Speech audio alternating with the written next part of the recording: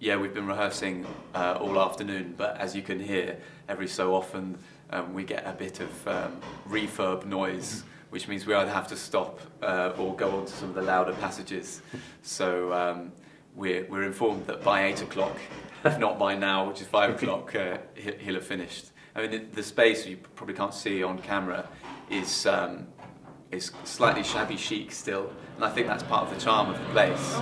But now it's really gone haywire. Can you use that? Yes! Yeah. In terms of venues, actually, you know, playing in a 19th century music hall, I think I'd usually associate that kind of thing with playing early music, or, you know, or at least the sort of instrument of the time. That's what I'm into. But today we're doing a modern recital. But that's giving us the opportunity to play music from back then all the way up till now. We started this duo because of this concert. I was told there is a piano, but it's an upright piano, and this is an opportunity to do something different. So Ellie and I have been working together in the Scottish Chamber Orchestra quite a lot, and we have things in common as well because we both studied in Germany, and for whatever reason we just sort of or we were acquainted. So anyway, I managed to persuade her months and months and months ago that this was a good idea. I don't know if she still feels it's a good idea, but anyway, she's not going to say it on camera. But anyway, we then looked for pieces written expressly for horn and harp, and actually there aren't that many, and of those, not that many are good. Sorry, all those horn and harp composers out there. But anyway, this D'Opera was a good find, Theme of Variations. It's not actually published. By chance, a friend of mine who's a horn player was in the Bibliothèque Nationale in Paris, and she got them to transfer it, to fax it over. It was only on microfilm. But we'd come across a piece because it's on a disc. There's a BIS disc called Horn and Harp, and it's the best piece on it. So that's what we're starting the programme with. And then, do you want to explain what happened with the rest of the programme? What happened? Essentially, I gave you a load of piano music and said, can you play this? Yeah, so we just took pieces that weren't necessarily written for harp, but I've managed to make the piano part work for the harp. So the Poulenc Elegy works really well. The dark colours work great on the bass of the harp.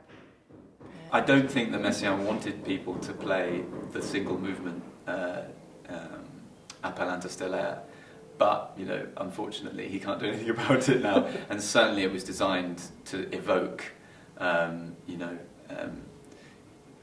a barren landscape in America. But you know, it would be no good playing it there either. I think I'm going to try and take people there from Wilton's cocktail bar.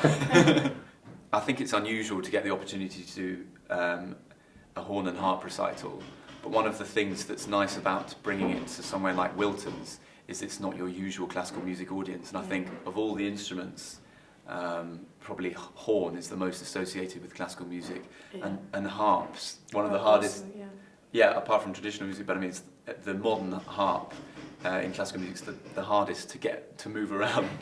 You know, so in some ways there's a sort of barrier between us and a really non-classical audience, and that's why it's so nice to come here where people come to listen to all sorts of different things, and it's not a venue you necessarily yet associate with classical music.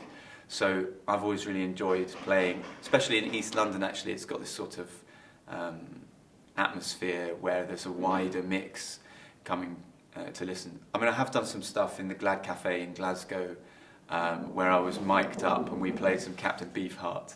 But it's actually really nice to do classical music in an unusual venue, because then you're going to be introducing that kind of music, and you know, like the horn or the harp, to people who aren't used to hearing it in that specific space. Yeah, and it's always nice to play to people who've maybe never even heard the harp or the horn played as a solo or at all, if they've not been to a classical music venue.